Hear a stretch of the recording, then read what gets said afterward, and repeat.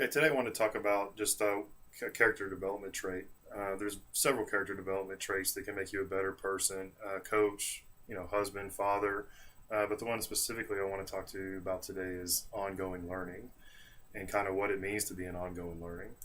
Uh, my definition of an ongoing learner is just someone who looks to better oneself through the process of constant cognizant growth, which basically just means they're constantly seeking knowledge and ways to be, better.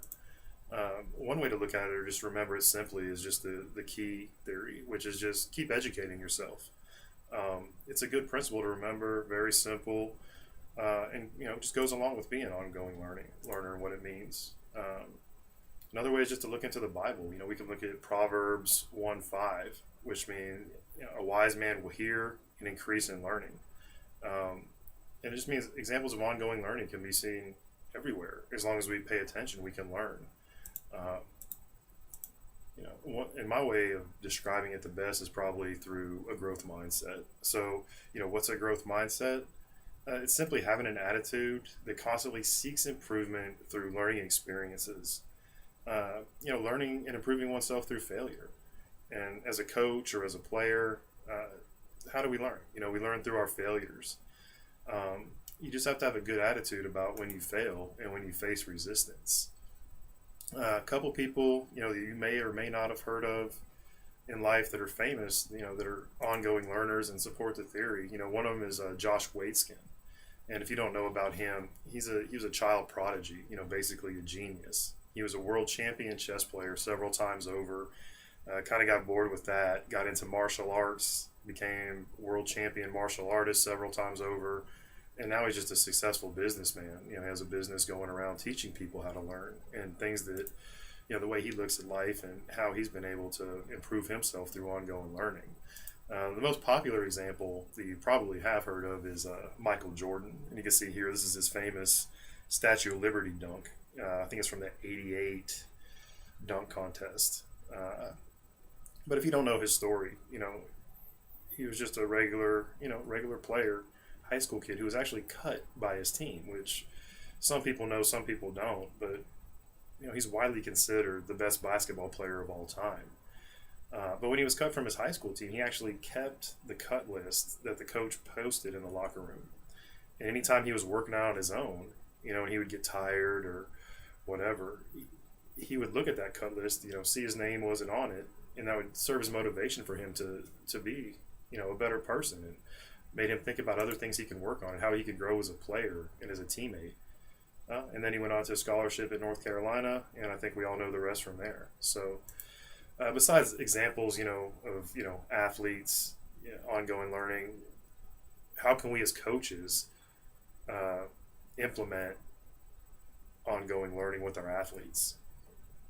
And the textbook that I've read is Practical Ethics in Sports Management. There's a great quote in there. It says, coaches should encourage athletes to take advantage of their educational opportunities and create a culture where learning is important and fun. And I think that, the key words there are, fun, learning obviously as well. So ways we can do this, we can reward athletes for academic achievements when they're on our teams. Can someone get a 3.0 GPA?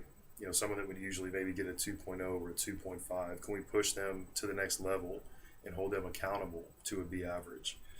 Or it can be as simple as, can they go to class all the time? Can they have a perfect attendance? Can we have a team GPA goal, whether it's 3.0 or 3.5? We can reward them. We can make a special shirt maybe that they can wear to practice. It's a little bit different or more fancy than, the other training gear they may usually wear to practice if they make their 3.0 GPA. The team makes their GPA. We can take them out to an activity, maybe a team dinner, team bowling, movie, paintball, whatever they want to do, just to show them how important it is and that we truly care about, them being successful. Another way to do it is, encourage these athletes to take classes outside of their major. A lot of guys, as a college athlete myself, they go just to play the sport and they really don't learn all that much. They take the basic classes they need to take and they don't pay attention to their education as much as they should. Find out what they're interested in. See if they'll take some classes and other stuff outside their major that maybe later on in life will help them out, with stuff. So, Another way is, what can we learn from losing? Okay, how do we view challenges as an opportunity for growth? Uh, when teams make mistakes, there's two avenues. They can be okay with it and just say, well, it just wasn't our day, or they can really look at the tape or look at themselves, both from inward and outward perspective, and see how they can get better. And what ways could they help the team? What could they have done differently? And the next time out, try to implement the things they learned about themselves when doing that. Another way we can do it is just by teaching others that you're promoting ongoing learning. You can mentor others. Okay, teach them what you know, and by doing that, we can create a culture of ongoing learning. It's kind of cyclical there, and you can even learn from them when they ask you questions about the things you know. They may have ideas that you've never thought of. And on the flip side of that, we ourselves as coaches, we can find mentors or an advanced teacher. You can always be mentored. There's always somebody out there that knows more than you do, whether it comes to your sport or life, or they simply just have ideas you haven't thought of. And that's a great way to be an ongoing learner. Find somebody, admit to yourself that there's other people out there that know more than you.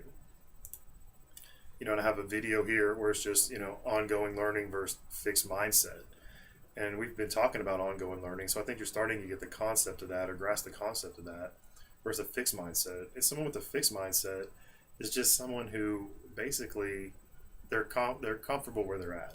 They think they've gone as far as they can do, or they're at the top level, that they can't be taught anymore, or maybe even they can't learn anymore. That's their attitude.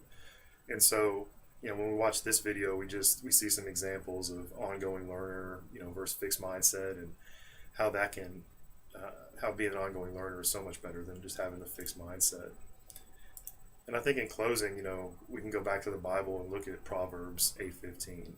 It says, "An intelligent heart acquires knowledge, and the ear of the wise seeks knowledge." And basically, if we look at that, what it means is God always wants us to be knowledgeable and to use our brains to our full capacity, and to use every experience as a learning experience, in life. It doesn't just have to apply to sport. It can apply to your family. It can apply to school. It can apply to basically everything. So, hopefully today you learned a little bit about ongoing learning and how important it is in life to be an ongoing learner. And I hope you'll use this presentation as something that can help you out in life and become an ongoing learner. Thank you.